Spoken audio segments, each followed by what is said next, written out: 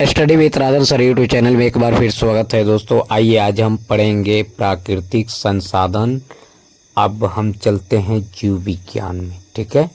और दीर्घ उत्तरीय प्रश्न ले लेते हैं हम लोग। पहला क्वेश्चन होगा हमारा, अपशिष्ट प्रबंधन से आप क्या समझते हैं, यानी अपशिष्ट प्रबंधन की नई धारणाएं क्या है। तो आज पर्यावरण प्रदूषण पूरे विश्व की प्रमुख समस्या बनी हुई है। इस समस्या का निदान करना हमारे लिए आवश्यक है। घरेलू कूड़े कचड़ों को कृषि अपशिष्ट पदार्थ, औद्योगिक कचड़ों आदि का निष्पादन सही ढंग से करना अपशिष्ट प्रबंधन कहलाता है, ठीक है। कम उपयोग, पुनर्चालन, पुनरुपयोग, ठीक है, अपशिष्ट प्रबंधन की नई धारणाएं हैं, ठीक है। ऊर्जा संकट क्या है। ऊर्जा का प्रमुख स्रोत जीवाश्म ईंधन अर्थात कोयले या पेट्रोलियम है। पृथ्वी के अंदर इनकी मात्रा सीमित है। औद्योगिकरण एवं जनसंख्या वृद्धि के कारण इनकी मांग में कई गुना तेजी से बढ़ रही है। हम अपनी आवश्यकताओं की पूर्ति के लिए इनका नियमित दोहन कर रहे हैं। चूंकि इनके भंडारक सीमित, अतः इनके एक बार समाप्त हो जाने से भविष्य में इनकी पूर्ति संभव नहीं होगी। इस प्रकार विश्व में ऊर्जा की कमी हो जाएगी, जिससे विकास भी रुक जाएगा, ठीक है। इसे ही ऊर्जा संकट कहा जाता है, ठीक है। चिपको आंदोलन पर टिप्पणी लिखी है। देखिए अब यहाँ पे चिपको आंदोलन पर टिप्पणी लिखी है। तो चिपको आंदोलन वनवासियों की वनों से अलग करने की नीति तथा पेड़ पौधों की अंधाधुंध कटाई रोकने का परिमाण है। 1970 के दशक उत्तराखंड के टिहरी गढ़वाल में सुंदरलाल बहुगुणा के नेतृत्व में चिपको आंदोलन हुआ था। यह वन के ठेकेदार वनों की अंधाधुंध कटाई कर रहे थे। इसी कारण यह महिलाओं ने पेड़ से चिपक कर वनों की रक्षा की। इसी कारण इसे आंदोलन को चिपको आंदोलन का नाम दिया गया, ठीक है। पर्यावरण संरक्षण के लिए कुछ उपाय सुझाव सुझाइए, ठीक है। वनों की प्राकृतिक छवि में मनुष्य के प्रति हस्तक्षेप बहुत अधिक है। इसमें हस्तक्षेप की प्रकृतियों सीमाओं को नियंत्रित करना होगा। हम वनों संसाधनों का उपयोग इस प्रकार करना जो हमारे पर्यावरण विकास के दोनों के हितों में हो। अर्थात जब पर्यावरण अथवा वन संरक्षित किए जाए, उनके सुनिश्चित उपयोग को लाभ स्थानीय निवासियों को मिलना चाहिए। यदि विकेंद्रीयकरण एक ऐसी ही व्यवस्था जिसमें आर्थिक विकास से परिस्थिति संरक्षण दोनों साथ साथ चल सकते हैं, ठीक है। आर्थिक एवं सामाजिक विकास के लिए पर्यावरण संरक्षण आवश्यक है, ठीक है। नेक्स्ट क्वेश्चन, गंगा नदी पर बने ऊंचे टिहरी बांध से कौन कौन सी पर्यावरणीय समस्या उत्पन्न होती है। तो गंगा नदी से ऊंचे टिहरी बांध के निर्माण के फलस्वरूप हजारों लोगों को पहाड़ी क्षेत्र से मैदानी क्षेत्रों में भी विस्थापित होना पड़ा। मैदानी क्षेत्र में बसने से उनकी जीवन शैली में परिवर्तन परिणाम स्वरूप उन्हें अनेक कठिनाइयों का सामना करना पड़ा।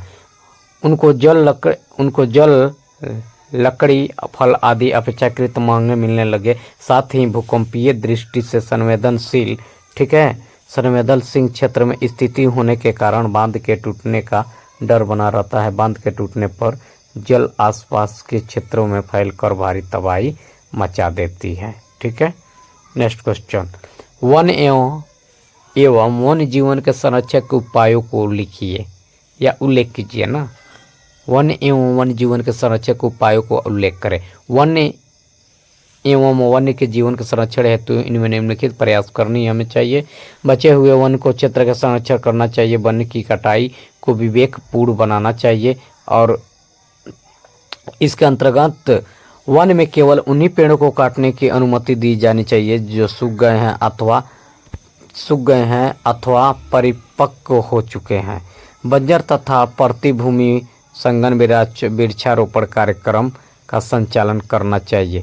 जनता में जागरूकता पैदा करना, उन्हें वृक्षारोपण के लिए प्रोत्साहित करना चाहिए। बायोगैस संयंत्र लगाना तथा गैस के कनेक्शन उपलब्ध कराना चाहिए। बांधों के तटबंधों से आसपास के क्षेत्र को वनाच्छादित बनाना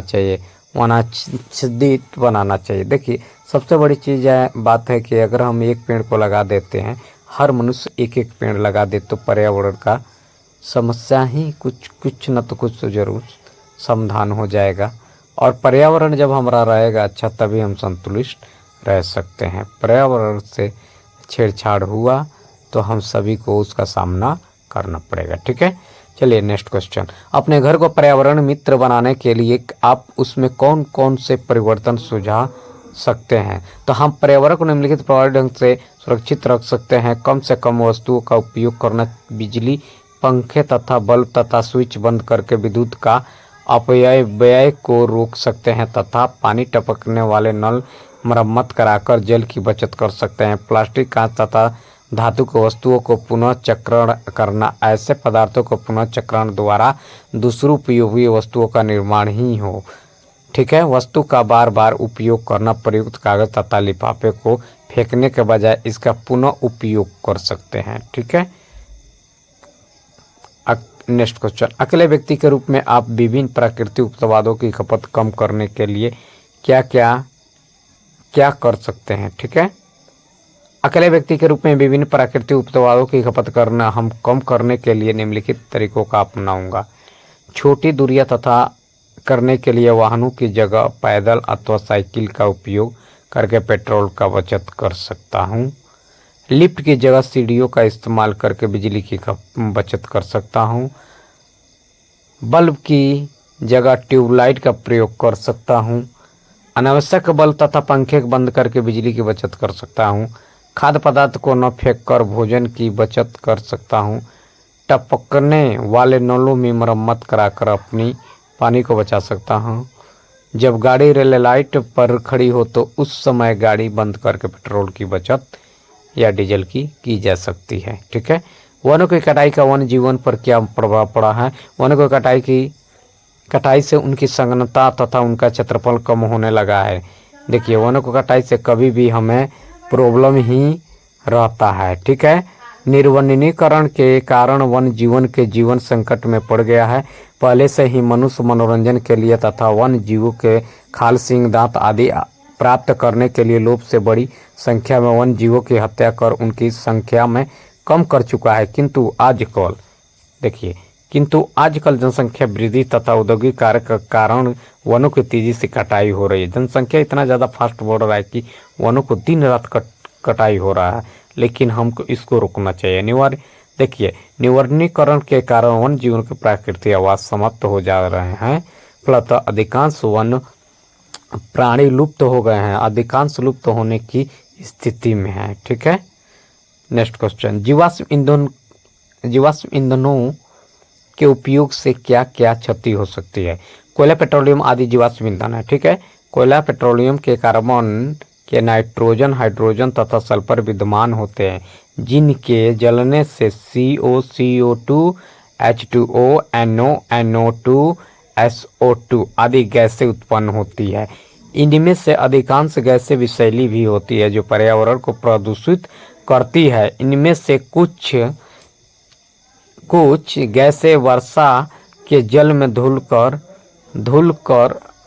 अम्ल वर्षा के रूप में गिरती है, जिसमें हमारे ऐतिहासिक धरोहर क्षतिग्रस्त हो जाते हैं। कार्बन डाइऑक्साइड हरितगृह गैस जो वायुमंडल के ताप में वृद्धि करने से सहयोग करती है। ठीक है, नेक्स्ट मिलते हैं अगले चैप्टर में, तब तक के लिए जय हिंद, जय भारत।